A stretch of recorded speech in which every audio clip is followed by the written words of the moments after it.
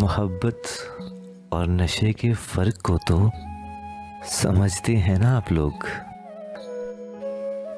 कभी कभी किसी शख्स की लत लग जाती है,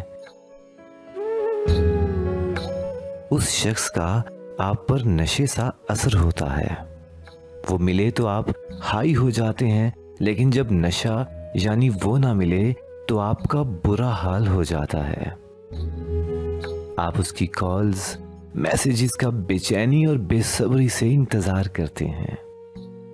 वो आपको कॉल ना करे, आपके मैसेजेस का जवाब ना दे तो आप चिड़चिड़े हो जाते हैं। आपको गुस्सा आने लगता है, आपकी मत मारी जाती है, आपको सब कुछ बुरा लगने लगता है। कोई चीज़, कोई शख्स अच्छा नहीं लगता। सारी दुनिया सेकेंडरी लगती है। आप लो महसूस करते हैं और आपको हर तरफ वो नजर आने लगता है।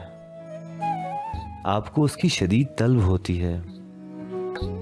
वो ना मिला तो लगता है कि आप मर जाएंगे। ये वही होता है जिसे एक वक्त में आपने सारे दर्दों का इलाज समझा होता है, मगर आज इलाज ही दर्द देने लगता है। हाँ, हर नशे का ऐसा ही हाल होता है। पहले नशा उसे सुकून देता है, हर दर्द से निजात दिलाता है। फिर एक वक्त आता है कि वही नशा उसके लिए वबाले जान बन जाता है। इंसान लाइलाज महसूस करता है।